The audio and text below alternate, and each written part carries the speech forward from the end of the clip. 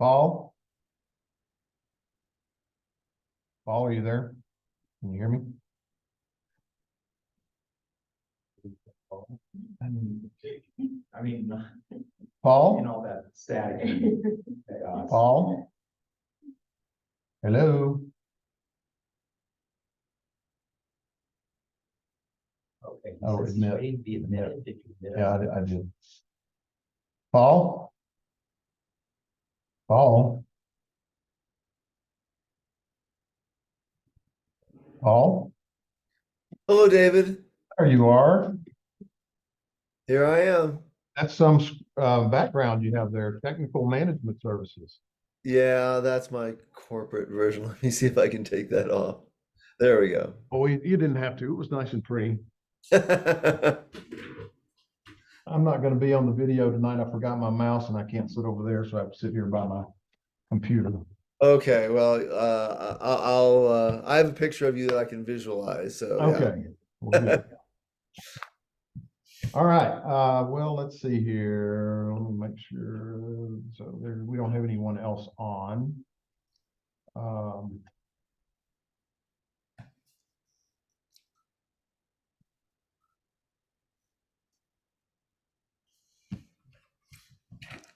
Okay, we are, it is Monday, the 28th of August, and we are calling this meeting of the Fire Mitigation Advisory Committee to order at 6:02 p.m.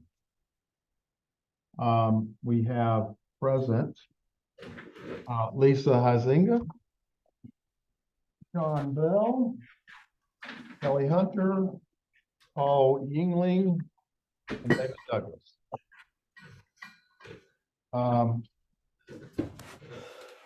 Has everyone had a chance to look at the agenda, and are there any suggested changes?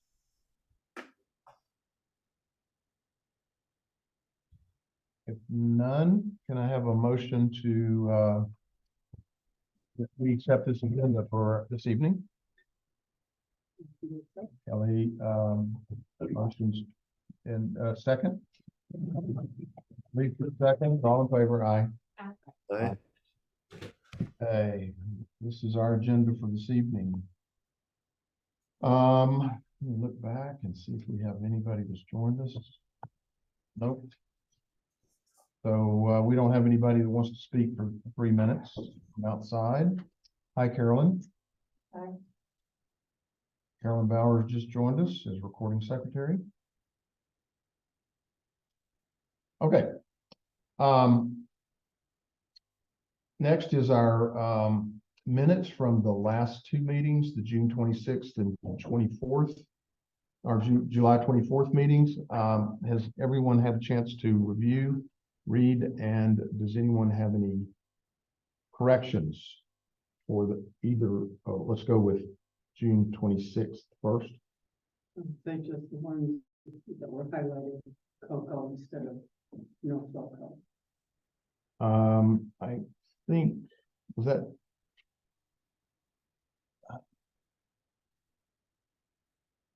That was the only thing I saw. Yes. Was that on the June 26th one? And 27th, I think. I think it's on. Well, we had been talking about cocoa. Oh, okay. So that is correct as far as I know. Can I have a, what is cocoa? That's a John question. Thank you. Don't record it as minutes because I need to look it up. I can go off memory, but I'm likely to be wrong. So. Is it Coalition of Outdoor Colorado? Sounds good, but I have to look it up and Okay, happy well, to do that. all right. Any other than those highlighted elements? Mhm.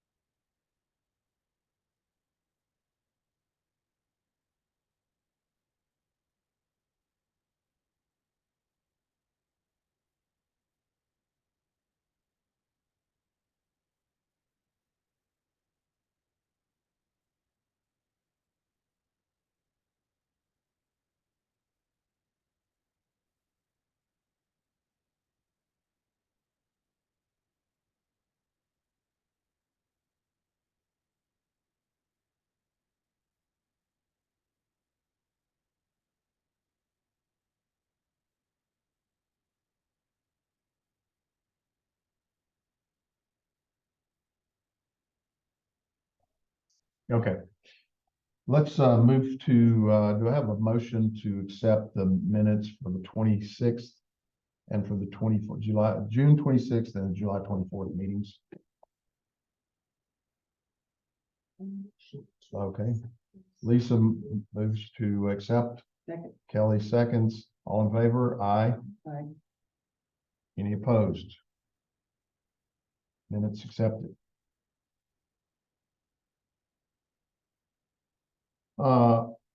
Okay, old business, CUSP, SFA, and furworm grant projects. There is some correspondence that's included at the end of the agenda, and it's Adrian Knight emails to David Douglas. There were two of them. He was informing me that he, in looking further at both the SFA grant and the furworm grant, those two grants do not expire December 31 of this year, as we have all been told many, many times. One expires in April of 2024, the other is October of 24. We are attempting at this point to, or we're having some discussions, excuse me, with Adrian and town manager and the Kirkpatrick Family Foundation about providing some matching funding for the continuation of these two grants. So that's sort of where we are right at the moment. In fact, we've already submitted the letter of inquiry to the Kirkpatrick Family Foundation. They have responded with a request that we make our application, which will be due September 1. And we're going to enter that application with the understanding that, you know, it's still subject to the Board of Trustees' final approval. And if, you know, for some reason they don't want to approve that, then, you know, we just Is this stop our the project. road work? You know what? The right of way, is this taking continue the rights of way? It's a combination of things, you know, we need our microphones. No one can hear. Hear you, I just, I know, but no one who's on Zoom can. Paul probably can. oh, I just realized that. You've got yours. No, yours doesn't work. Yeah. It got it to work. Oh, okay.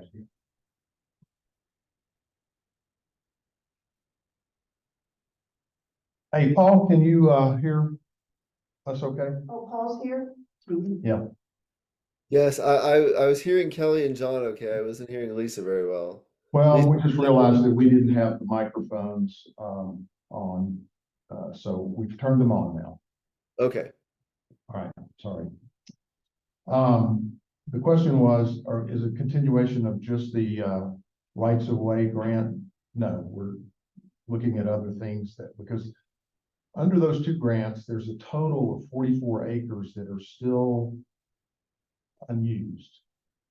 I'm not sure that we can use 44 acres. I'm not sure that there's that many workable acres to use this grant on, but we're going to try and maximize to get what we can. So that is our, any questions on that? Actually, the definition of the project is still in process. Adrian is helping to write that. All right. Next point is committee input to the strategic plan review and discussion, and Paul is going to lead that. That was a request from one of our committee members that we go back and look at the strategic plan review and talk in terms of the implementation phase of that plan, the strategic plan that was put together for submittal to the Board of Trustees. Paul, will you take it over? Do you have anything that we need to look at? Yes, I can, I know the document is in the agenda packet, so I don't know if you're projecting that, or if not, I can project it. I am projecting and I have, um, I have, Okay. Well, it's okay. I mean, I think if, as long as we're looking at the same thing, I don't need to see it. John, as I understand it, you wanted to review the Our Health section. I thought that was the part that was the most applicable, to guiding our actions, but I certainly lean towards you in terms of giving us direction in terms of how you feel we can best apply, all the good work we've already done. Yeah, I would agree. Those are that's the item perhaps where there's the most tangible action items, some of which are accomplished, some of which are ongoing. So, just to be clear that we're looking at the same thing, section 2 of the strategy assessment, our health, a town that proactively preserves and enhances the aspects of our narrow mountain valley environment, providing residents with a scenic, low stress lifestyle. Um, and the recommendations that we put forward, some of them are just kind of housekeeping. The first item, identify locations for supplementary water. We recommended the deletion there. I don't think that was especially controversial. We are already doing as an ongoing practice 2.1, a wildfire education program. The original document called for brochures, and we're implementing tip of the month. 2.2 and 2.3 maybe well, and actually 2.4 as well, maybe the most impactful. 2.2 was worked with land management agencies for the acquisition, operation, and maintenance of a green waste disposal site. And this was primarily a sanitation issue that and our recommendation forward to the board was done in conjunction with Historic Green Mountain Falls Association.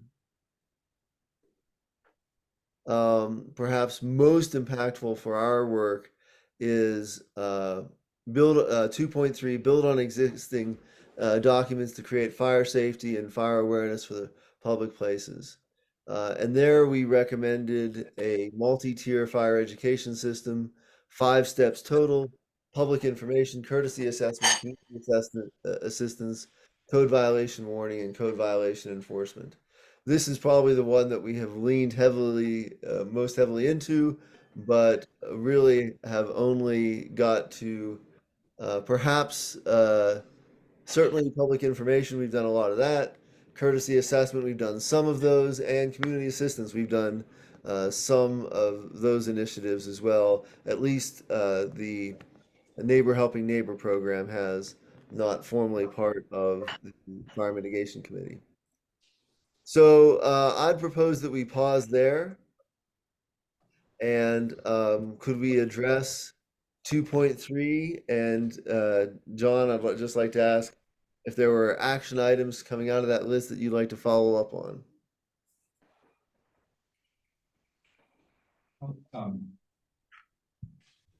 Maybe the first thing is we just sort of confirm this is how we want to approach 2.3, and then start digging into the details from there. And I certainly don't have anything to add beyond what's there. So I'm in agreement with what's there. I just want to make sure that we're reaffirming that this is, based on our first draft of the work, this is the way we want to proceed.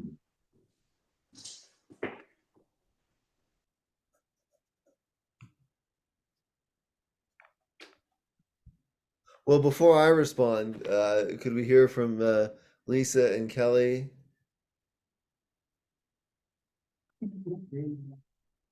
I'm sorry. Well, what we're talking about, Kelly, is item 2. Sorry. What we're talking about is item 2.3, which is build on existing documents to create fire safety and fire awareness posters for public places. Our response to that was this has been undertaken by Fire Mitigation Advisory committee. And brochures are not an effective tool for education. Public education should be conducted in seminars and symposiums to show property owners how and why. And then the refinement, how should we change this goal, consisted of 5 steps. Create a multi-tiered fire education system consisting of public information, courtesy assessments, community assistance, code violation warning, and code violation enforcement. I would say that I agree. It seemed we had better turnout at the Fire Mitigation 101 video. Even though we've had people stop by the booth when we've had a booth or a table and they've taken information, I don't know what they do with that information once they get it. They may take it home, lay it on the counter and end up tossing it in the recycle bin. Oh, I know, whether people are following it or not, I don't know. But I think the video was, for me at least, more impactful than any of the fire mitigation stuff I've read. So I'm in agreement, that's a good way to go. Okay, Lisa?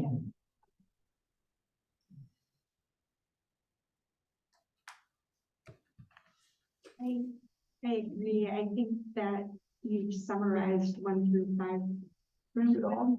Okay. Yeah, sorry.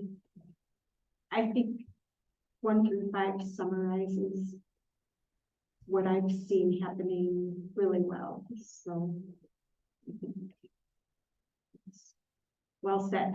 So. Yeah, and from my perspective, I would agree with Kelly and Lisa. The only general principle I would add to that is that every public engagement should end with an ask to avoid that dynamic Kelly talked about, where people take the brochure and lay it on the table and maybe it gets shuffled and lost. So that ideally, and I would also agree that the movie night, the video, is a huge success. People committed their time, they came out, they connected with one another, they learned something. I would say that we should always have a very specific ask, like submitting your name for the database or requesting an assessment. And we certainly mentioned all those things, but I would say that the ask could be clearer and stronger in future public engagements, just to make clear that there's an action follow-up, that it's not just receiving information, but we're asking for an action-based follow-up. Those are my only comments, David. Yeah, I think that's good. Good thing that we really need to focus on doing is the ask.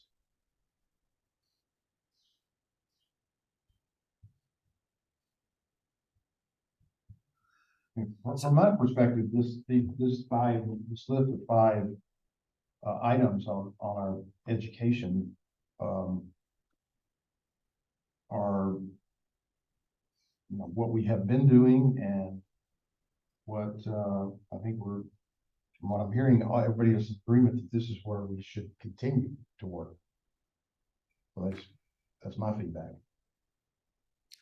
And the one kind of follow-up item that came up, well, there's a couple, but let me key in on 2.4, conduct hazard assessments for homeowners. One of the things that came up was having either volunteers or paid staff to do some of that higher end stuff. Like we can certainly, and we're already doing public information, courtesy assessment and community assistance. But when it comes to enforcing codes, as several of us have brought up, David, I think mentioned this, I have as well, that we have a code on the books, but we really don't have a system of enforcement. And whether that's a paid volunteer with the authority to issue warnings, that's one level, a paid volunteer with the ability to write citations. That's another level of commitment. And so that's not something we've really resolved as to the mechanism by which we're going to enforce. Well, first advise and provide warnings, not just neighbor to neighbor, but from the town government to individual residents. And secondly, how to enforce that code in the event that all those previous steps don't work. So that's something I think that might be worthwhile discussing. What's the mechanism we want to put forward to the town for code enforcement? Well, I think what we've got here is shared leadership or shared responsibility. Because I see that we can be leaders on 1, 2, and 3, but 4 and 5 is not within our purview. So this, the group is shared, but I don't see that we've got in our scope of responsibilities 4 and 5. Well, the town can give the code violation warning, correct? That is the purview of the town that John is referring to. Right. But does the marshal also do code enforcement? I don't know. I think that's where we can be informed, but we're not going to be setting policy in the doing, right? I don't know whether that's under his responsibilities or not to do code enforcement. Well, it's certainly not in our purview. I mean, that is something that the town management has to decide.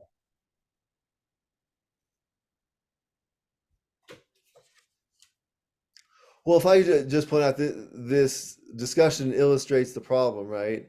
We have a law on the books and we don't know who is responsible for enforcing it, or if it's being enforced, or how it's being enforced. So while certainly I would not advocate that we have law enforcement powers, I do think it's within our purview as a committee to ask for clarification. Who enforces the town nuisance ordinance, nuisance tree ordinance? Paul, correct me if I'm wrong, but I think that's been done. Yes, yes, it has. The question, eloquently placed by you, David, has been asked some 2 months ago. And have you gotten an answer? Well, I do know that the town in the last town, the board of trustees meeting adopted the revision to the definition of a nuisance tree to be more explicit with regard to what is a standing dead tree. That is all I'm aware of that has been done. Right. And I know that I do know that they sought advice from council, and the advice from council was that they were not comfortable with any town employee or volunteer thereof to look at and determine that a tree is dead or diseased. Their view, in order for the town to be safe and in a court of law, is that such a determination would have to be made by a professional arborist. So every tree that might be deemed to be dead or dying, the town would have to incur the expense to get an arborist to make that declaration in order to pursue action against the private property owner. So let me restate my question. Who is responsible for enforcing the town's nuisance tree ordinance? I don't know. I mean, we as a committee and collectively the committees of the town asked that very question Right, at the meeting where the strategic plan was presented. right. No, I get it, David. I'm not trying to make this, I'm not trying to be difficult, but um, this was the number one, fire mitigation was the number one priority that came out of the collective committee work. And the number one recommendation on that number one priority was to enforce our nuisance tree laws. And it sounds like there is no plan to do that. Is that an accurate state of where we are? I would not say there is or is not, because I don't know. Yeah. If there is one, I am not aware of it. If there is, if there is no action being taken, I am unaware of that. Obviously, action has been taken by the board reviewing and adopting the revision to the nuisance tree ordinance as it relates to the definition of dead and dying trees. So, Well, yes and no. We may have a better law that we're not enforcing. So yeah, yes, that, yeah, yeah, that's what we can say at this point. yeah.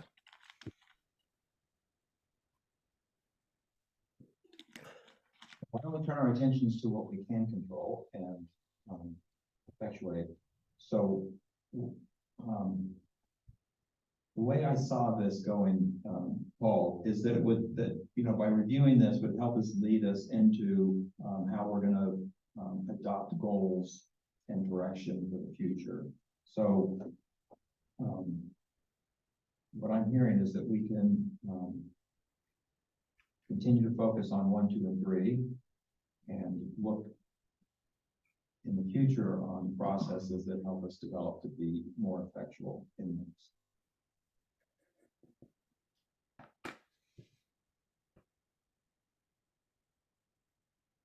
So are we saying that the next steps would be to hire professional arborists to determine which trees are dead? So I think what we're saying is the things that we can control are 1, 2, and 3. And we still need to, it's. Yeah, John, I don't know that I would agree that we have no control over the town government. I mean, the whole purpose of this process was to influence the town government to respond to citizen input to priorities. So if we have no ability to influence what the town does with regard to, for example, if it takes a professional arborist to enforce the town's laws regarding nuisance trees, and the fire mitigation is our number one priority, it seems a very reasonable question to ask, are we hiring an arborist? And if not, why not? So, okay, so I think we are talking, we're very much in agreement, Paul. So, I like your wording, it's within we can influence, and I use the word shared leadership. And that sort of takes us to one of the attachments that's in the packet for this evening, and that was my email to the mayor and Becky regarding a risk assessment tool, which was a proposal for one of the mechanisms that could be used to determine, short of an arborist, what trees are at high risk. So shy of an arborist, we can still look at a tree and say it's leaning. We can look at a tree and say it's heaving. We can look at a tree and say it's hovering over property. There are things that we could do in terms of assisting the town create a risk assessment tool to say, and then identify those trees that we feel are at most risk, so that the arborists in the town are putting their attention towards those trees that potentially do the most damage should they fall.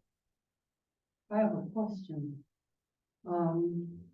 Would it be sufficient, and I'm guessing it might be less expensive, to hire a master gardener?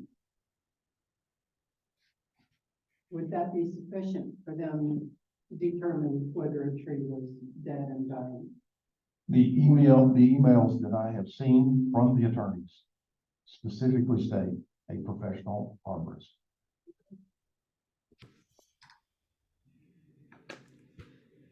And David, I think this goes to a dynamic that we've seen several times. The town, based on advice from council, is protecting itself from litigation, but not from fire. Mhm. That is a questionable choice.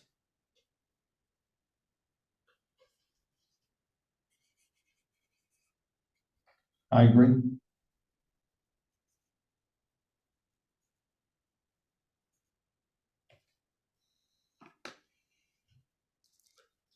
So John, did you have something in mind, for us to consider tonight? And I mean, this was, your suggestion was that we go back and look at this and talk about implementation. I just wonder if you had something, a framework in your mind as to what we should do to address these three items that I think we're all in agreement are within our purview: public information, courtesy assessments, and community assistance. Well, I feel like we've got weak direction, on this so far. And so I feel like, Paul and the committee's already done good work. And I was told that was a bottom-up, process. And my feeling is that being in the middle, we should take advantage of the work that we did, so that we can lead ourselves, to be a more effectual organization. So I'd like to see us, benefit from that work in giving ourselves a stronger direction moving forward. So that's what I was looking for, is how this would lead us, for goals, tasks, focus moving forward. Okay, early this year, we started out on an initiative to have a public calendar or a calendar of events that would be educational events. I think that you and Kelly are co-leaders of the effort to educate and provide public information through education. We have an ongoing monthly tip that Paul puts out. I mean, I'm simply saying these are the things that we put in place early this year as part of this program. We decided that we would do a community assistance program, but not as part of this committee. And as far as courtesy assessments, my understanding has been that you and Paul have done those. And I mean, are you asking for something more formal than what we are currently doing? And if so, I'm certainly sure that the committee wants to hear your thoughts on how to proceed. Paul, I'm gonna lean on you again, to give us help and direction in terms of moving forward. And, you, saw my proposal of how I did a broad brushstroke of how I felt like we could benefit from the work that we'd already done. You agreed, and maybe you could help us based on your professional experience, to give us some foresight about how this, these kind of tools can be used to create a more tangible product in the end for, goals, objectives, etc. Yeah, I mean, in terms of making our goals a bit more tangible, we could certainly create goals that would put some metrics against our efforts. Like, for example,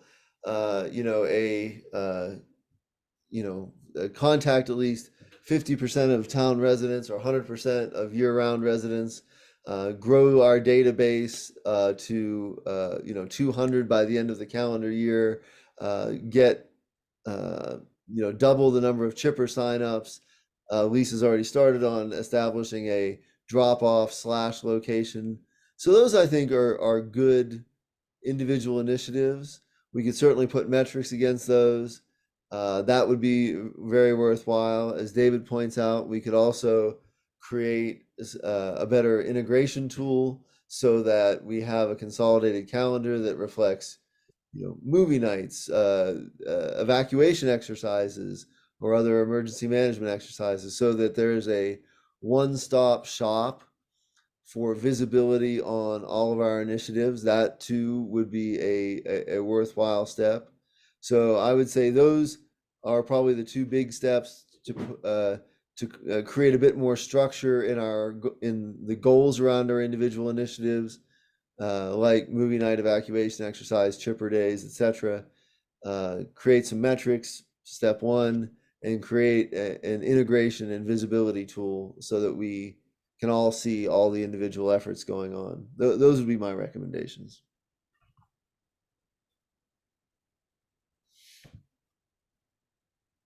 Thanks, good.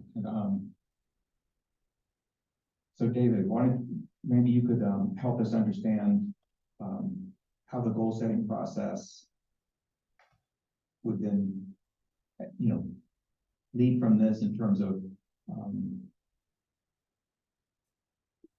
even with your chairmanship ending at the end of the year, whether there's going to be establishment of goals at the end of 23 for 24, or how we maintain continuity, with that transition, and how we can utilize this, this work that we've already done. It's difficult to come up with a program. I mean, we could sit here and spend the rest of the 2 hours developing a program, but I think it would be more effective if we have a dedicated workshop that is led by Paul to come up with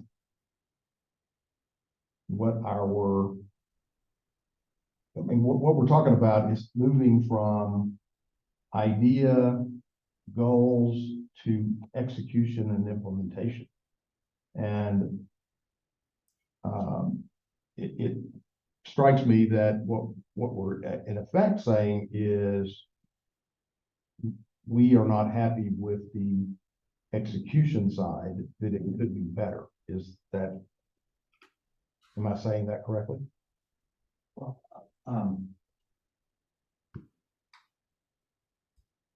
we're a learning organization, so we can always learn from the past and move forward. And I think we want to be a part of the learning organization, and so this isn't a criticism of past. This is about moving us forward, and whether or not there is substance here to help us move forward. And that's what I see. And I do agree that maybe it takes a more focused workshop with Paul's leadership to get us there. But I'd like to not dominate. I want to hear what Lisa and Kelly have to say, and whether they feel like what you're sensing, and if you feel like there's some need here, something to move forward with. I think the idea of specific goals. I'm not sure that's on. Is the blue light on? It's on. But Oh. Okay. Right. you have to push the gray button down to talk. No. I can hear. Oh, okay. Okay. I do like the idea of specific goals. I think that can get us motivated and a mission, and to kind of have the calendar, have a great overview of where we're heading in the near term, far term. I love that idea. And so I think that's really great. I obviously just learning everything But I think specific steps to tangible things is excellent. And I feel like we do that in our meetings, but possibly overall calendar type plan would be fantastic.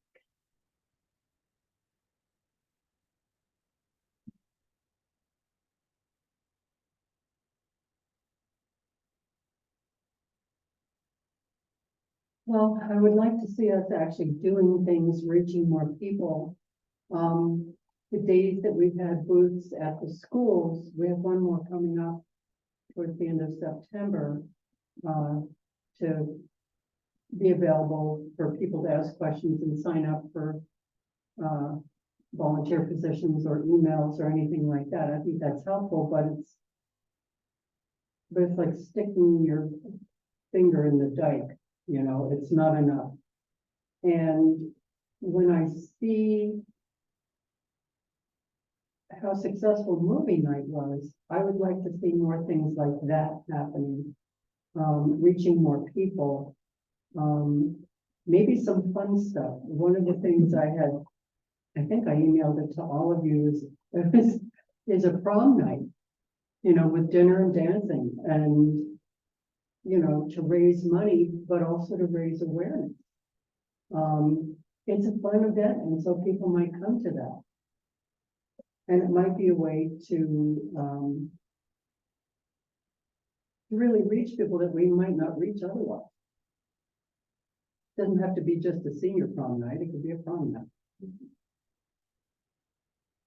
Okay, But fun events like that people might participate in, and with the participation would also come education. I so, really think the reason they came that night was because of her pie. that's why I was there. So Lisa, comments was, advocating for SMART goals and more, a stronger goal setting. What I hear from Kelly is more public outreach and contact. And so, Paul, maybe that's with David's agreement, maybe we do set time aside for filling this out to deliver those kind of products, goals that get us that's supporting these ideas that we've already addressed. So, do you see that valuable, David? Absolutely. I mean, I think that, Paul gave quite a list of different metrics that you can have. Again, to use your words earlier, John, about this process was supposed to be a bottoms up approach. It's not a top down driven. I could very easily, say, okay, I think one of the ideas was we're going to have a calendar. And we have one. I'm not sure who's in charge of it, but so maybe first step is we have a calendar and we say, one of you is going to be in charge of the calendar. The next thing is we're going to set goals that say we're going to have so many throughout the year, public events, movie night, prom night, whatever it is. But I think those kinds of ideas have to come from the committee. I mean, I could write it. I could sit down and write it all out and say, here it is, would y'all approve this? And now let's go execute it. The question becomes, who is going to execute? Because I can tell you that I've had pushback from, well, I would say everybody on the committee, that there is a certain amount of time that you have available that you can commit to this. So if you don't have time to do it. To be clear, David, I think that's the value of doing it as a team, is figuring it out collectively. Right. So it sounds like there is endorsement.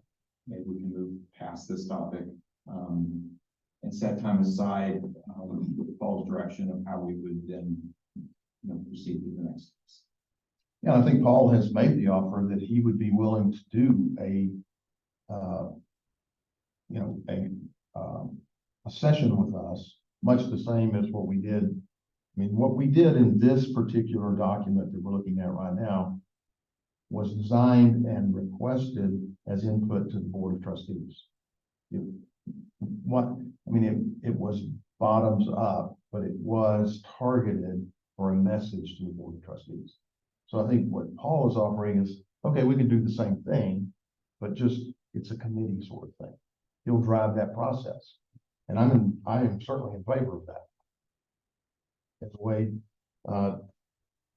John, to go back to what you were saying earlier, as we go into the end of the year and we're looking at what are we going to do in 2024, this to me is an excellent way to do that, is to have Paul lead a session where we all work on this one topic and make some decisions about who's going to be responsible for what and what it is we're going to do.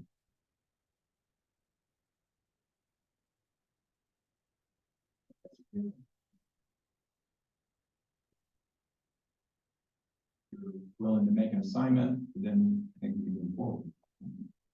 Or if you want to feel like we need to vote on putting our energies on future meetings to goal development, I'll make a motion that we enlist Paul's professional services with his agreement to lead the team through goal development. So is that a motion? That would be a motion. If that's the way Okay, we're the gonna motion's been made by John Bell that we ask Paul Yingling to lead a goal setting and implementation event for Justice Committee for the purpose of developing goals and responsibilities and specific outcomes with the goal to have that done by the end of this year. Or, That's probably reasonable. okay, so that we have something in 2024. Okay. Second. Okay, seconded by Kelly. All in favor? Aye. Any opposed? Paul, I guess the next step is for you to, we're asking you to lead this. The next step is for you to say you will or won't. Yeah, of course, David. I'm happy to, and I'll send you something for the next event, whether it's a workshop or just a regularly scheduled meeting, and we can talk about the structure. But yeah, I think the timeline John described is very reasonable. By the end of this year, we could have some clear committee priorities, SMART goals, and a kind of a knowledge management structure, if you will, to keep track of all that, whether it's a calendar or something else. Yeah, I think that's very reasonable. Okay. And I would assume, John, you, the email that you wrote, you referred to earlier that went to the mayor in sort of outlining a risk assessment procedure that you, I don't know what your intent is at this point. Would that become part of the discussion that Paul will lead as to how that is best used, or how do you see that? So I included it so the whole committee could see it and be aware that that's out there, because the committee hasn't weighed in on it, and it basically was your initiative to send it to the mayor. So you want to make that part of the future discussions, or what is your thought there?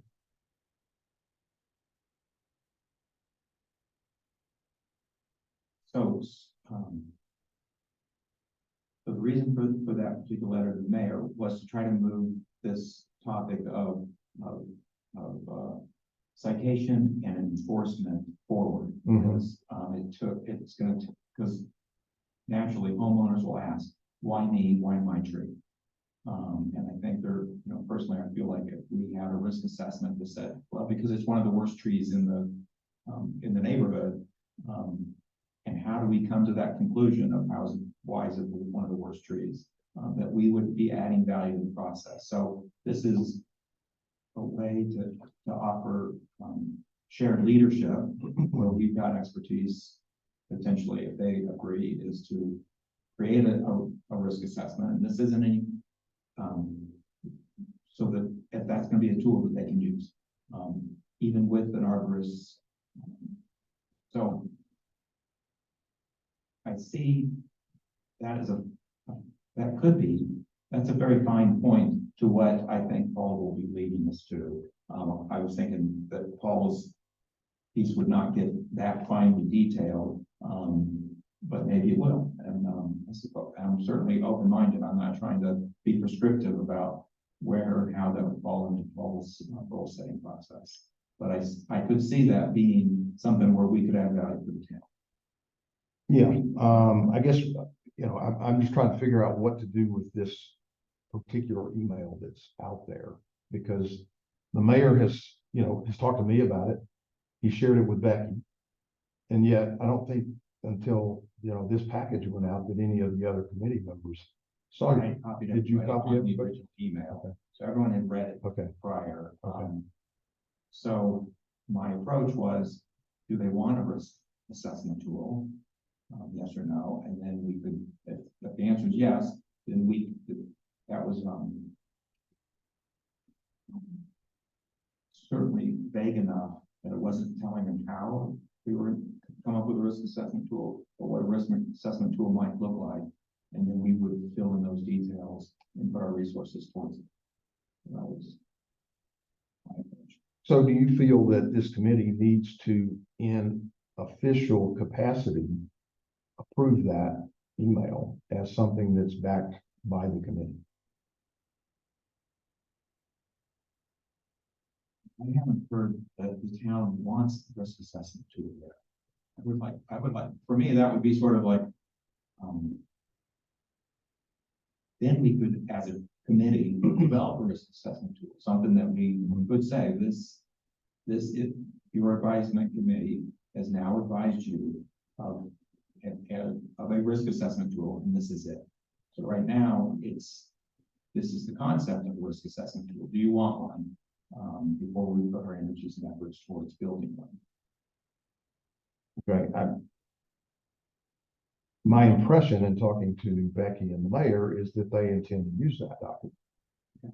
So, So, it's. I think we can still fine tune it. I think we can still make an official statement of, this was one guy, scratching his head and writing something down. Mhm. So I agree with you. If the advisement committee is going to advise, then it should be a collective decision that we've worked on, read, developed, put forward. Yeah. So that would be my approach. So it's nothing more than a rough draft at this point. But again, not to belabor a fine point here, but it really is not a rough draft. It is, in fact, a final draft that was sent to the mayor as a recommendation, but it wasn't a committee recommendation. And that's all I'm just trying to figure out, do we now, at this point, ratify it as a committee action? David, I'm gonna go home and write a resignation letter. And, as I've said before, I'm done.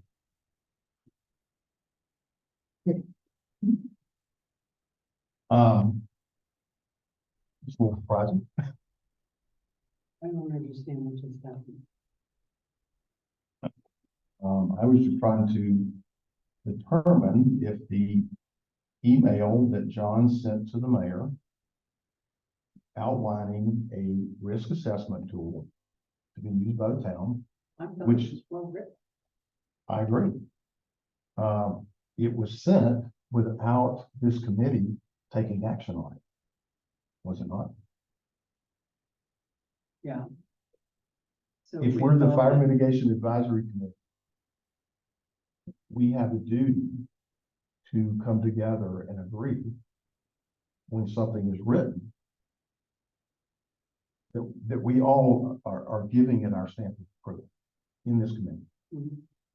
I mean, if we don't do that, then any one of us as a member of this committee can write anything we want to on behalf of the committee.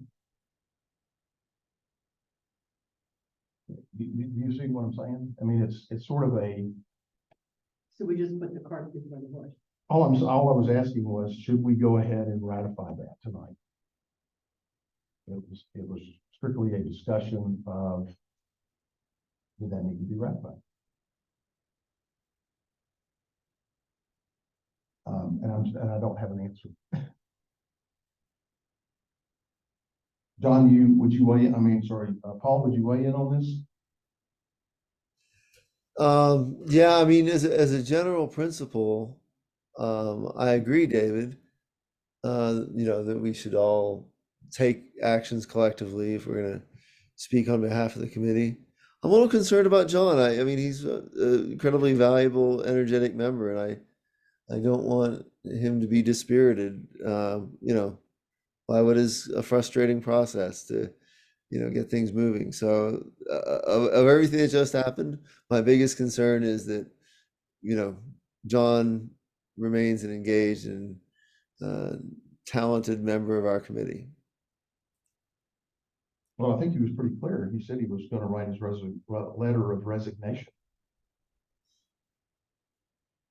So what do you recommend then? I didn't, yeah, I couldn't hear what, all I heard was what he said he was gonna write, and I honestly did not hear letter of resignation. Maybe he was moving away from the mic. Yes, he was moving away from and out of the room. Yeah, I am going home and I'm going to write my letter of resignation. I'm done. yeah. I'm done. Well, yeah. I, I hope we don't accept it just yet. I hope, and I'm happy to reach out to John, and I would recommend we all do individually, and tell him how much we value his efforts and hope that he'll reconsider. I would be willing to reach out to him also. Okay, that'd be great. You all should. He is a hardworking, valuable member of our committee. He's done a lot. I've already apologized to John once before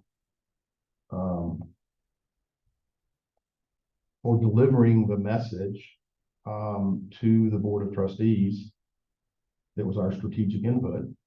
He did not like the way it was delivered. He told me he was going to quit then. I had a long talk with him and he decided to stay on. So I don't know that there's a whole lot more I can say, but if y'all, We can. yeah, well, I hope you can. Yes, I certainly will reach out to John, and yeah, I really value his contributions and hope he stays with the committee. All right, shall we move on? Education program update. Yeah, Kelly? Since our last meeting, we've had 2 opportunities to present educational materials at back to school night, both at the Manitou Middle School and at the Manitou Elementary School. I spoke to the high school, but as they pointed out, the parents don't usually go to open house night or back to school night at the high school level. And so the next one that we have upcoming would be at the UPass Elementary School. We'll have a table there also. I want to say that one's the 25th of September. And have a chance to talk to people. I think that will be the most effective one because it's right here in Greenmount Falls. And beyond that, there's not much more to report. Okay. Well, thank you for doing those outreach programs with the schools. Okay, moving on to the Red Cross update. I included an email from Corey Tanner. It really is just information for everybody. That was the last communication that I got from Corey, stating that she was going to work to get the company, I forgot the name of the company, you know, right offhand. Team Rubicon. She was gonna work to get Team Rubicon in here to fulfill the promises made to the participants in the program. I have heard nothing since, and so I don't know what else to say in terms of that program and what's happening with it unless you do, Kelly. No, I, as much as you do, it sounded like we are on their list of people to, come in and do minor mitigation, you know, just defensible space. But it sounded like, to me, what we were being told was they already had prior commitments to us that had to be taken care of before they could get to us. Not that they weren't gonna do it, but we were the new kids on the block. And that they would get to us when they could get to us, maybe even as late as the spring. Okay. That was what I gleaned from the communications we had. Well, I'm still getting emails from participants, and I'm basically just forwarding them Corey's email and saying, here's what I know. Because I don't know what else to do. So anybody have any ideas on what we might do as a next step? I feel like I've exhausted my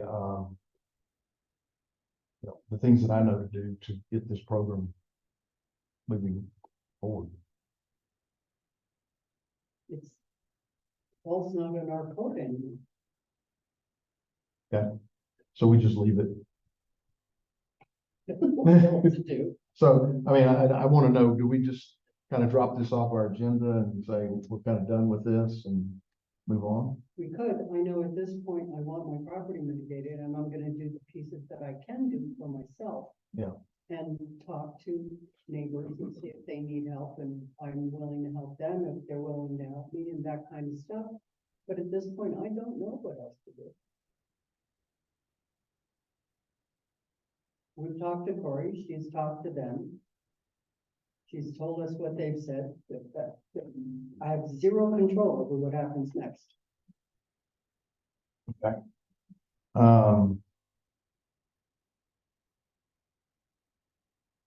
I move that we remove the Red Cross program from our, I move that we remove the Red Cross program from, updates from our agenda going forward, because I don't think there's anything else for us to do. I agree.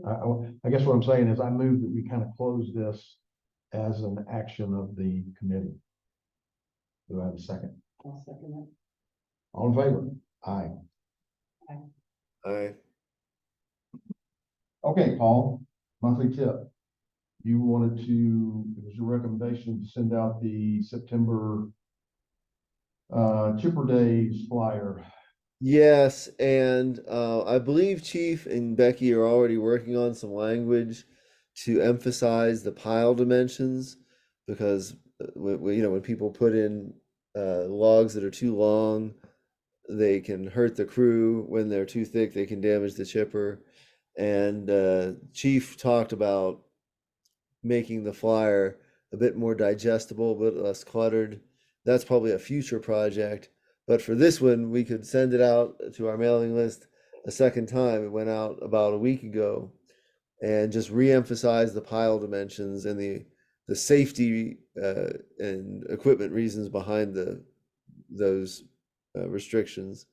I don't think people mean to do anything harmful, but the flyer's kind of busy, and maybe they missed, and maybe we didn't really explain why that 5-foot length is so critical.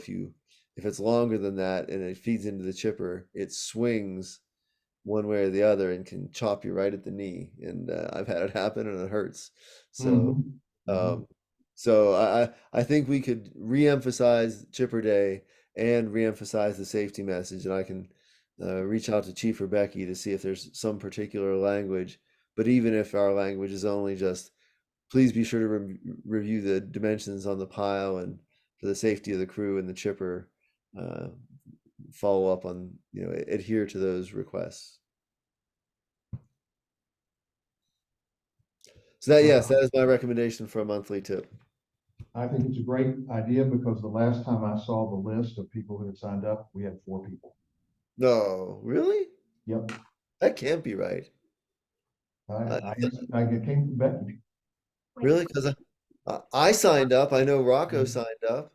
Yeah, Rocco's on there. I'm on there. Darlene. Can't remember what Darlene's last name. Avery. No, not Jetson. Jensen. Darlene Jensen.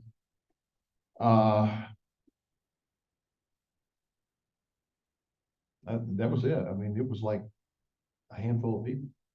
Wow. Yeah, we need to do better than that. Yeah, so I mean, that was one of the things I wanted to talk about tonight was, how do we get the publicity out better? I mean, I've seen piles around town that people have put out by the road. But I'm not seeing nearly that number of people signed up. So I'm kind of wondering if people have been doing this, they've heard about Chipper Days, but they think it's going to happen automatically. Oh, And so that's that I'm just trying to figure out how we do a better job of and what we can do more than what we are currently doing to get the word out. I mean, have we posted it on the Facebook? Yeah, I was gonna do something. Okay. I did that.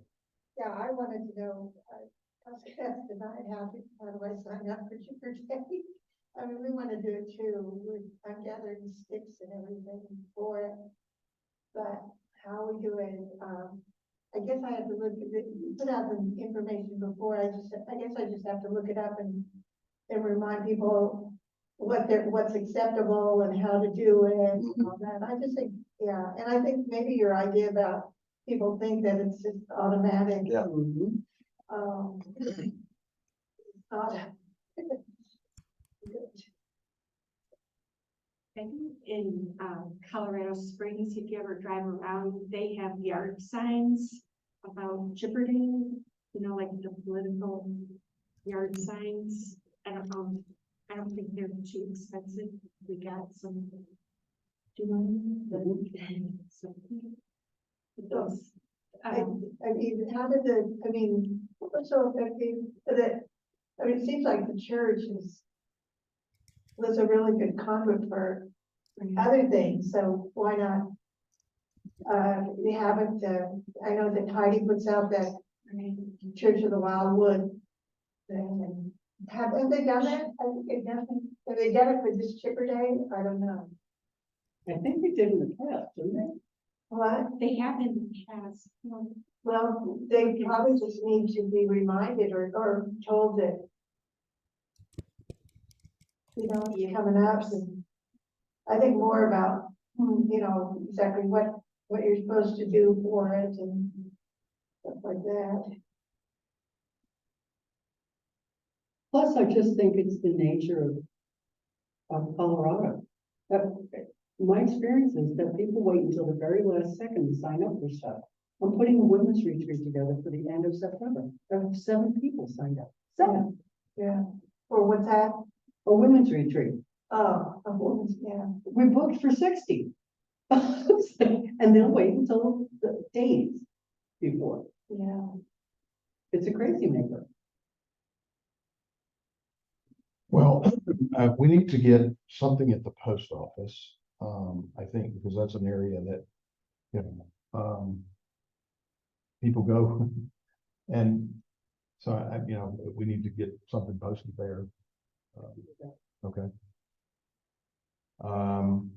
We need somebody, you need somebody's skilled in graphic design and I mean, that, I mean, I've been handing Chipper Day flyers out when we do the educational piece. And I think Paul sent that out also on that tip of the month, didn't he? well, yeah,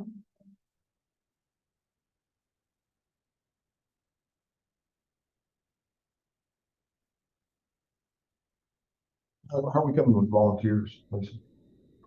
We have Saturdays, morning and afternoon slots for each build.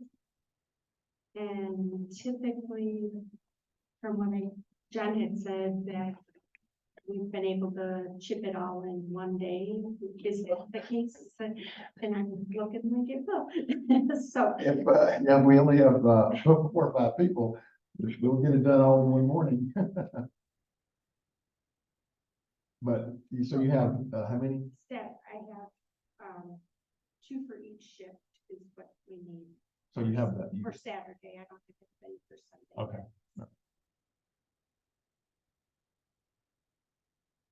I would say the likelihood is we'll get it done in Yeah. one day. Unless we just have this overwhelming at the last minute crush. Okay, but you're continuing to work on it. Yeah, I kind of was waiting to see if we needed a backup for Sunday, because and get people on standby for Sunday. I have Paul, I have your volunteer list, so thanks for that. Okay.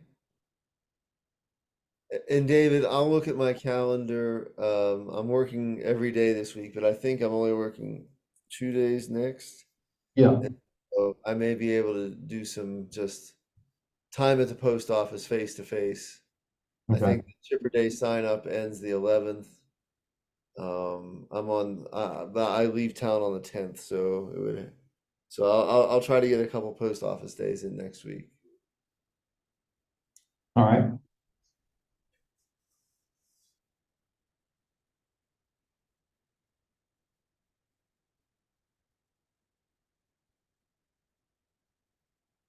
And so Kelly, you're gonna post one at the post office, and Paul's gonna work the post office, it sounds like.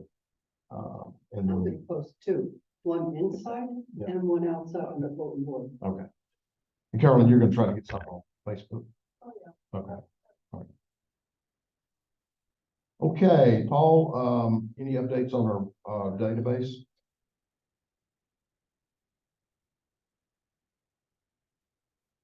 Hello, Paul.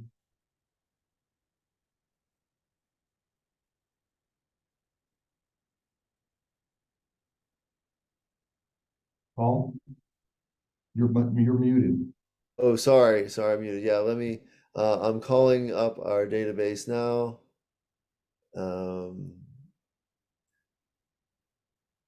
We stand at 72 total names. Okay. And Kelly, I believe it was you sent me Jane Anderson's name at District 14. Probably, yeah. Yeah, so she is on our list as well. Yeah, because she'll disseminate that information out to the school for their newsletter. Yeah, yeah, that's a great find. Yeah, nicely done.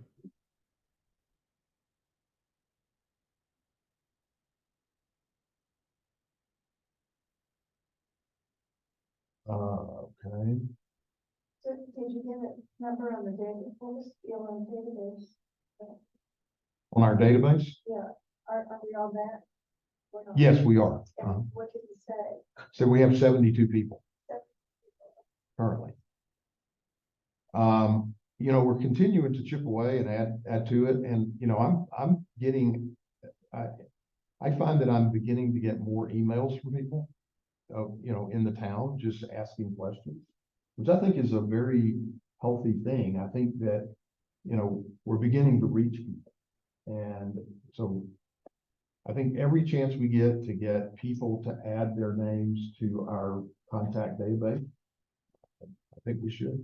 Are you putting a separate email out to them about sugar days?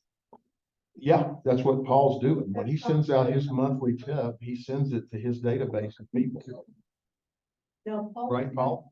72 people, is that volunteers or is that just people that added their name to the database? The database. So the number who have expressed interest in volunteering is much smaller.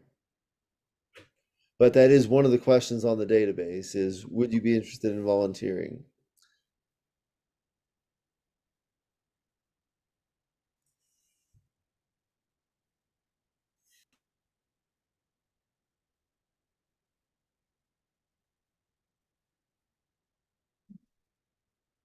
Well, you said it earlier, Paul, that we need to have an ask every time we have an event of any kind. We need to ask people, to sign up to be on our database. I haven't had anybody say no, I'm not interested. Everybody always says yes, I'd like to be on it. And we've got the sheets now that are sign-up sheets. So and I can, if you'll send them to me, I'll add them to the list. I don't want to encumber Paul. He built the database, and I'm happy to add the names. And I was wondering, Paul, do we just send folks the link to the survey?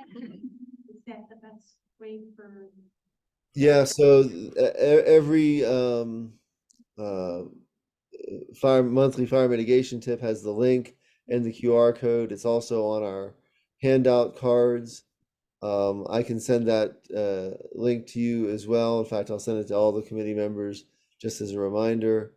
Yeah, and with that link, they can it's a Google form. It's like, well, Lisa, you filled it out. Yeah, it's just a form you fill out by entering data in fields and hit submit. Good, thanks.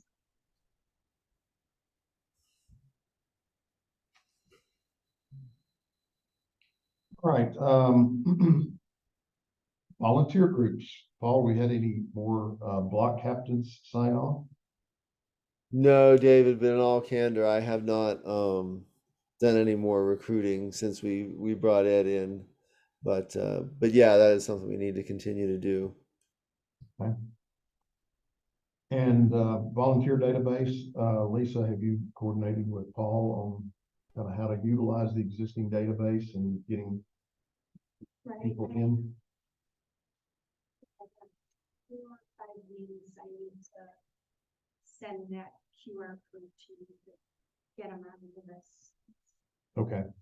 And some of them are names that are just, I know they know, like the mayor is there. So, but I think there are a couple of other names that know what we do really well, but it would be nice to just get them on that list. Okay. All right. New business. We just really more than anything else, just to let everybody know that we did submit a Mile High Youth Corps grant application. That was really spearheaded by Becky. I did help Becky write that grant application. It has been submitted. We won't hear anything until the end of the year on the award. As I said earlier in tonight's meeting, we are submitting a Kirkpatrick Family Fund grant application to continue working town-owned property to provide matching funds so that we can access those grants through CUSP. We're trying to hit the September 1 grant cycle deadline, so that we can get approval as early as possible, so that we can begin working on defining exactly what we're going to be doing with CUSP. Lisa, do you have an update for us on the slash drop-off program? I did a little bit of fact finding, what's been done in the past. So I got some history, and if I've said this, before, you'll forgive me. But Chief Murphy kind of gave me a rough history of what has been done for slash drop-off before. So I guess years and years ago, there has been something done at Joyland with prior owners. They've used UPass Elementary for a long time, or for several years. Do you remember that? So it's been quite a while, but there's a fella named John Dooley, who's a Boy Scout master. And his project for the Boy Scouts was, he got a grant and they had like 10 dumpsters or roll-off trucks, big amounts of slash. They had like 10 of them, and he lost his grant. I think he thought it felt like it was a competing grant with Green Mountain Falls. So, but anyway, yeah, there was some noise complaints from a neighbor at UPass Elementary, the sound and allergies, and so the school decided to stop doing using them as a slash site. But Jonathan Dooley, we were at managing middle school, John and Kelly and myself, and here comes John Dooley and the Cub Scout, the Boy Scout master, and he was kind of giving us the information. He said that the Boy Scouts made between $3,000 and $4,000 for in donations for that program. So, and John had said, wow, that'd be interesting. Maybe we should talk about a partnership or something like that. Yeah. So that was pretty cool. So he was kind of interested. He thought, I think the Boy Scouts need their volunteer hours. So then I talked to Jesse Stroop about the opportunities of Joyland, and he's open to getting approval from Mr. Kissy about having the slash site. Because I guess in the spring is when the lease will start for the horse sanctuary. And that property isn't under the historic Green Mountain Falls, it's under his personal property. So Jesse thought he probably would be amenable to having that site. He likes that idea because it's set back ways. And Chief Murphy said often with the slash site, people come with big, huge trailers full of slash, and that would be, you really need a good amount of space. And Jesse said, you know, we realize we're one of the few people in town with that kind of property to make that happen, and you know that they're always trying to support the town's efforts. And so the chief isn't ready for this to happen this fall. He would be in favor of it happening this spring. So okay. He also brought up the point about having mistletoe trees, being cognizant of when they have, John explained this better, but they're in the fall is when they have like their decay or their bacteria or whatever it is, they spread kind of blooms in the fall. So we probably want to chip in. So Steve thought spring was a safe time where it would infect their property.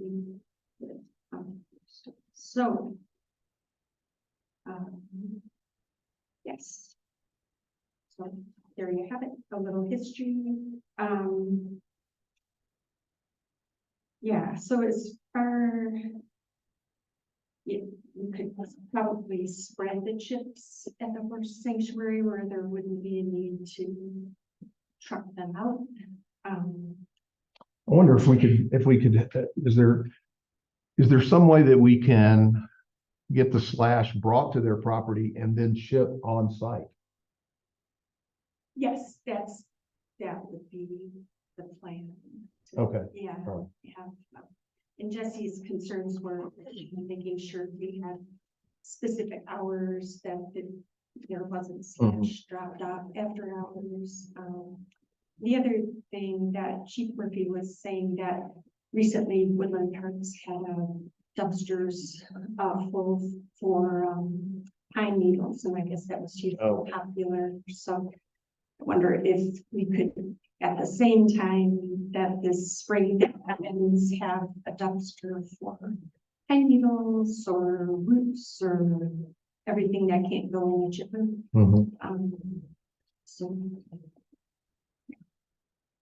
And I had checked with the elementary school to see if they could use them, but they need a different size chip that won't work for them, unfortunately. Because that's the whole playground is all blue chips. Okay. So bottom line is Jesse is open to receiving slash that can be chipped on his property.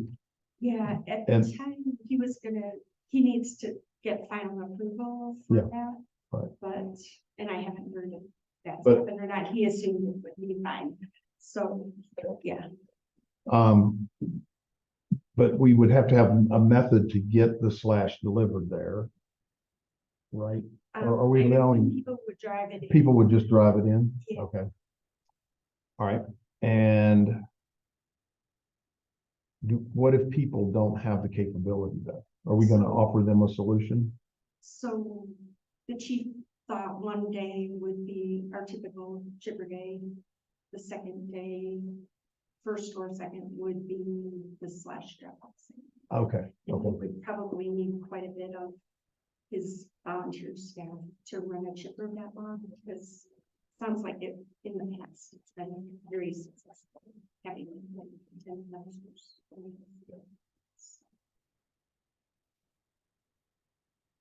but spring is the earliest, so this is something that we'll be working towards and defining more Right, as we get, right. okay, Yeah, neither of them were terribly interested in the screens. okay.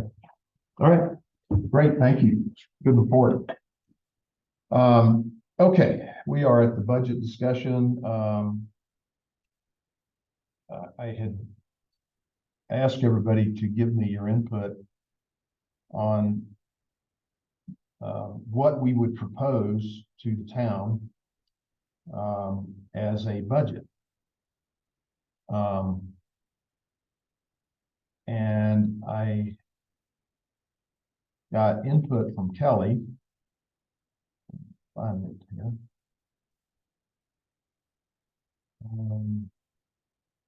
Of course, I included the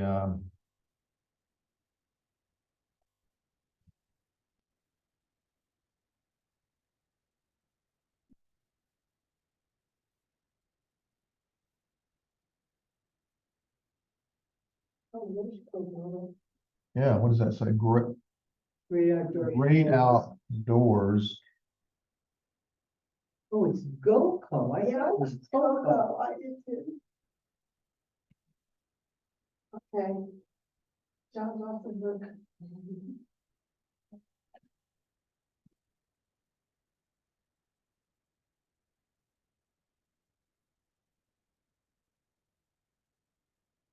Okay, there we are. Sorry.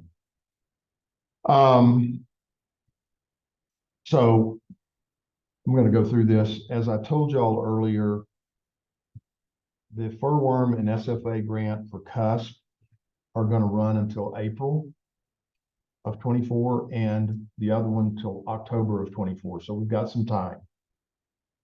So the message that I got from Adrian, and this is a quote, so it looks like between the two grants and taking into account for what is planned, we have about 44 acres to be used up at an average of $4,000 per acre.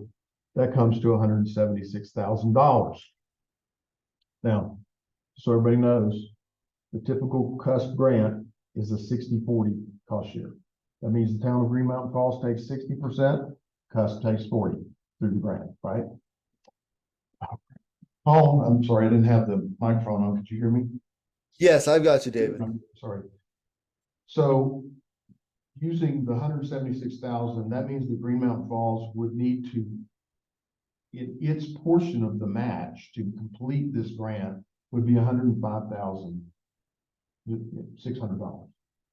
Well, I think we all know that Green Mountain Falls is not capable of taking that sort of financial exposure. So what we came up with was, and I talked to Jesse Stroop and asked him if this was something that the Kirkpatrick Family Fund might help us with. He said, absolutely. And so between the two of us, we worked out that we would ask Kirkpatrick Family Fund to fund 65,000 of the 105,600. Is everybody following me? Okay. That would leave Green Mountain Falls taking 40,600. So that was going to be my recommendation to this committee, was that this would be a budget proposal to the town, is that they budget 40,600 to this furworm SFA grant program in 2024. Are there any questions on that? Okay. The real likelihood of, as we said earlier, it's going to be hard to find 44 workable acres. And some of this 44 acres includes money set aside for private property owners, homeowners. So to the extent that we have additional property owners that come forward and say they want to take, and let's say it totals 4 more acres, that 4 will come out of the 44. So there will only be 40 acres. I mean, I'm not trying to get confused here, but I just want y'all to understand the way this could move around. So I feel like, if we propose to the town of Green Mountain Falls that we budget in 24 this 40,600 specifically for this grant, we might want to consider another 5 to 10 to go on top of that for other grants that we have no knowledge of at this time. Sometimes there are grant opportunities that come along that do require a match. And one of my thoughts over the last couple of years is that we need to budget for the unforeseen or unknown. So that anyway is my thought process that I wanted to recommend tonight to this committee. What includes $40,000, the Green Mountain Falls? How does that compare with previous years, 2023, 2020? This year, 23 was 15. 22 was 15. 21 was 20. 20. Actually, I think it was 17.5. So you're asking for almost a 3-fold increase. I am. Would this complete the fill break around Green Mountain Falls? It would complete all the workable acreage around Green Mountain Falls. Workable acreage. I'll Yes. ask you about what that is later. Okay. Okay. Would that include cleaning up the stuff they said they would clean up? All the trees they downed and the slash they left, that they said they were gonna come back. Well, this is not cuts. You're talking about Mile High. Oh, okay.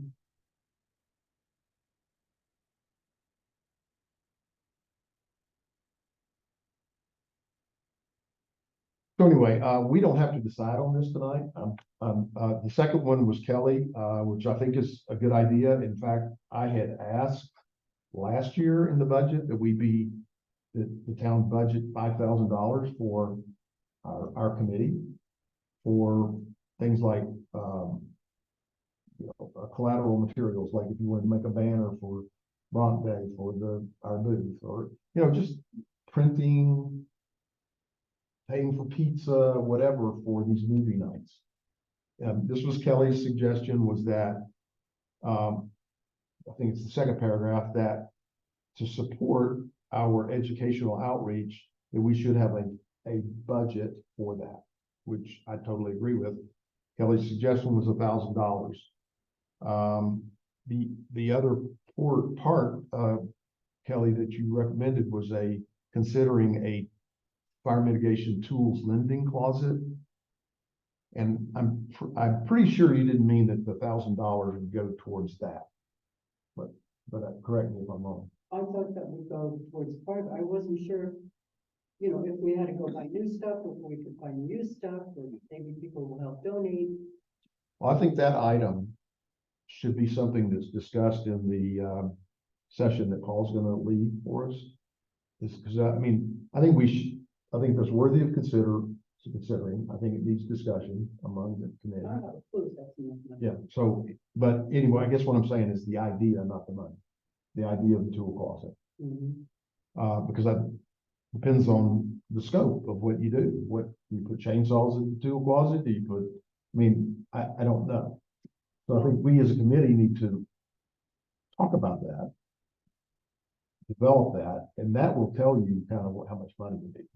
Well, it was actually Bo's idea, and I talked to Becky about it. Yeah. She thought it was a good idea too.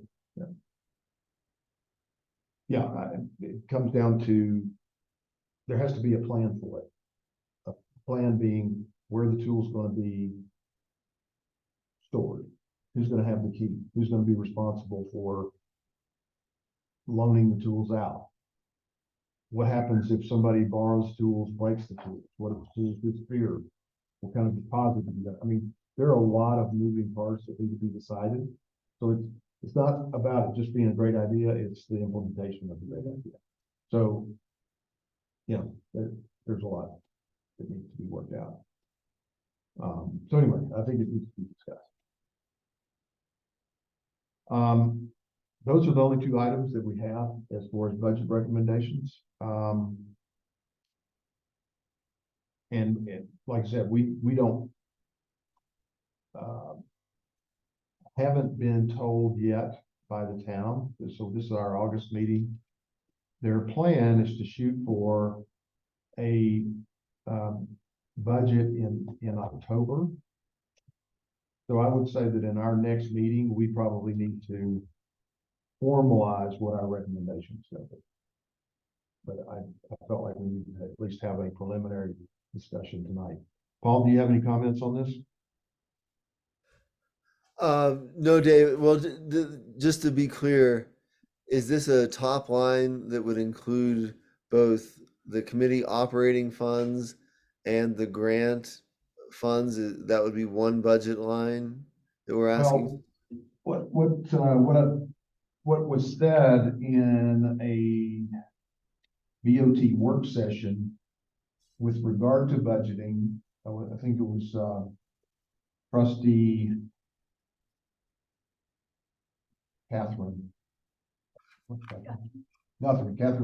Trustee Guthrie said that she would like for the committees, when they bring their budget, to make it sufficiently detailed so that decisions can be made.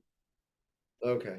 We will not be proposing a lump sum. We will be proposing, you know, sort of a detailed line item budget, so that I assume that I'm guessing what trustee Guthrie meant was they wanted to be able to approve things on a line item basis. Right. That answer, is that the? Yes, that makes sense. I understand. Yeah. Okay. All right, any other comments, thoughts, questions on this? If after tonight you have additional thoughts, please send them to me so that we can continue to work this.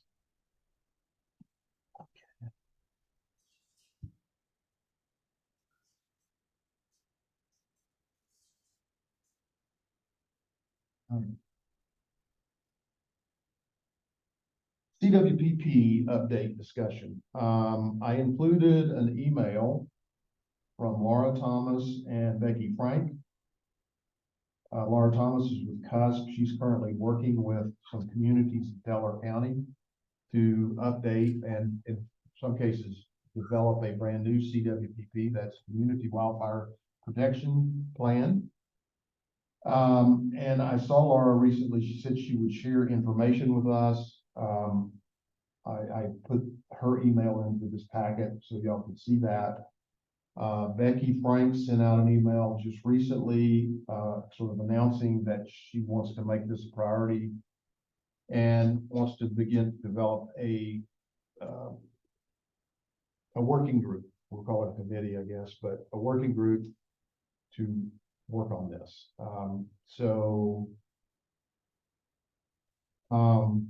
I don't think that the entire Fire Mitigation Advisory Committee needs to be part of that.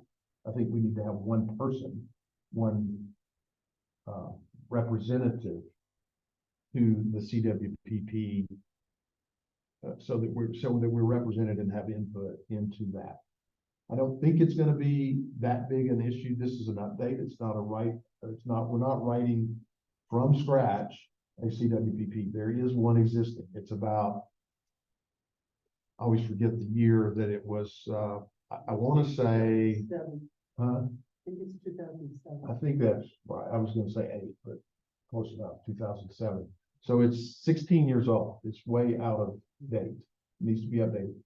The importance of this is more and more grants are requiring that you have on record an up-to-date CWPP. So we are getting into a point where we could be disqualified for grants because our CWPP is no longer up to date.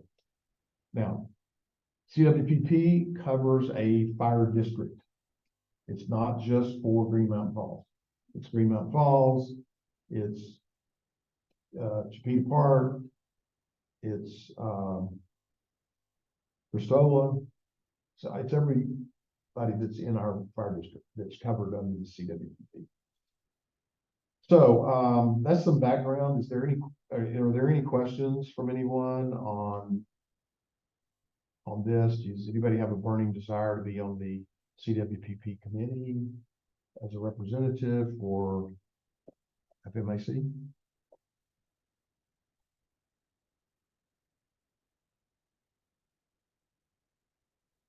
Well, I'll let you think about it. Because I need to talk to, I haven't talked with Becky since she sent this email out, so I want to find out kind of her thought on, timeline, how we're going to go about doing it, that sort of thing. But I did want to introduce the subject to you all tonight. So any questions on that? None?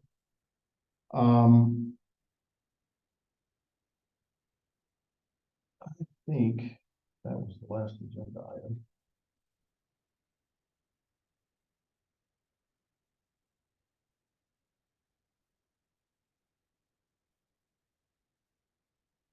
Yes, it was the last agenda item. Before we close, I'd just like to say it was deeply upsetting to me tonight what happened earlier in our meeting. I hope that all of you will talk with John and hopefully we can resolve the issue, get him back on the committee and working with us. So it had an influence on me all through the meeting, and I'm sure it did y'all, and I'm sorry for that. Thank you all for your participation and being here. And we will meet again. This is my last meeting of this year in person. I will, from this point forward, our next meeting, September, October, November, December, I will be on Zoom. We're going to be returning to Houston as soon as the heat wave is over. So anyway, we will continue on unless there's something that we need to change for. We'll continue on having our meeting on the fourth Monday of every month. Wednesday? Sorry? When is the next one? Well, it would be the next fourth Monday, and so that would be in September. That would be the 25th. September. All right, with that, meeting adjourned. It is currently 7:46. Meeting adjourned. Thanks all. Thank you, Paul. Thank you, David. See you, Kelly. See you, Lisa. Paul saying goodbye to y'all. Bye, Paul. Hi, Paul. That's the next. Yeah, I'm pretty sure there's so many people doing that.